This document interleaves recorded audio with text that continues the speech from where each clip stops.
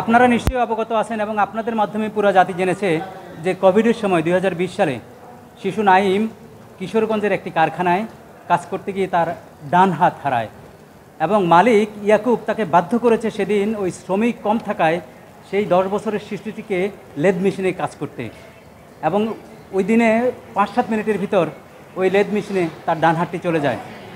এরপর 2020 সালে হাইকোর্টে ক্ষতিপূরণের জন্য মামলা হয় এবং ওই সালেই রুল ইস্যু হয়। দীর্ঘ 4 বছর পর এই রুলের নিষ্পত্তি হয় 31/1/2024-এ। বিচারপতি নাইমা হায়দারের বেঞ্চ 30 লক্ষ টাকা ক্ষতিপূরণ এবং প্রত্যেক মাসে 7,000 টাকা করে তার পড়ালেখার জন্য দিতে নির্দেশ দেন।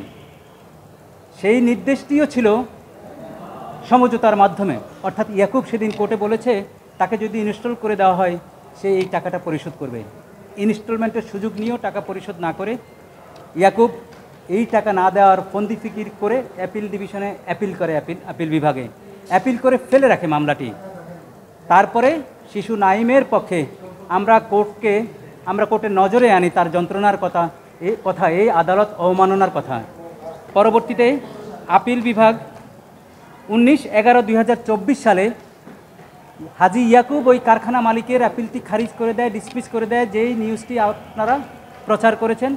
এবং এই শিশু নাঈম তখন আপনারা মনে করেছিলেন এবার তার যন্ত্রণার অবসান হবে। এরপরও শিশু নাঈমের যন্ত্রণার অবসান হয়নি। তারা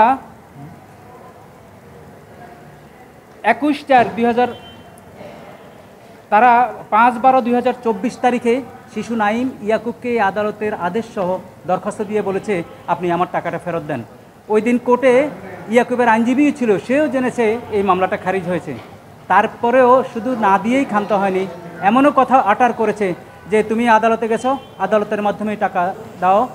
তার এই আবেদন, এই আপিল বিভাগের আদেশ, হাইকোর্টের আদেশ ভ্রুক্ষেপ করে আদালতকে কিভাবে চরম অবমাননা করা যায় তার একটি উদাহরণ এই ইয়াকুব স্থাপন করেছে। আজকে আমরা অ্যাপিল বিভাগে বলেছি যে আদালতের ম্যাজিস্ট্রি, আদালতের ডিগনিটি, সুপ্রিমেসি আজকে যদি আফোল্ড না করা হয়, আদালতের প্রতি মানুষের যে অনাস্থা ধীরে ধীরে অনাস্থা হচ্ছে সেটির যদি উত্তরণ ঘটানো না হয় তাহলে এই আদালতের আদেশই থেকে যাবে, এটি আলোর মুখ দেখবে না। আদালত আমাদের কথা শুনে এই আদেশ যে ভায়োলেটেড হয়েছে ডেলিবারেটলি সেটি বিবেচনায় নিয়ে তাকে ইয়াকুবকে আদালত অবমাননার দায়ে নোটিশ ইস্যু করে কিশোরগঞ্জের এসপি মহোদয়কে নির্দেশ দিয়েছেন যাতে হাজী ইয়াকুবকে 21শে এপ্রিল অ্যাপিল বিভাগে হাজির করা হয়। আমরা মনে করি এই আদেশের ফলে এবং এই আদেশ 21শে এপ্রিলের আগেই হাজী ইয়াকুব হাইকোর্টের আদেশ ইন টোটো প্রতিপালন করে নাঈমের সমস্ত ক্ষতিপূরণের ব্যবস্থা করে আদালতে এসে কমপ্লেইন সাবমিট করবেন আর তালবাহানা করবেন না, এটি আপনাদের মাধ্যমে আজকে আবেদন। আশা করি শিশু নাঈমের যন্ত্রণার অবসান হবে। হয়তো যন্ত্রণার অবসান তো হবে না, কিছুটি হলেও সে কম্পেনসেশন পাবে, সে পড়ালেখা করবে।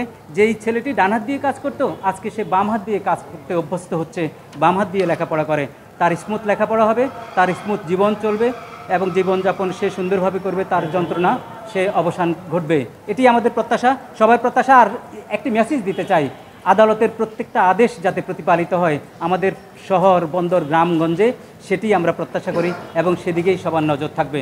ধন্যবাদ আপনাদের।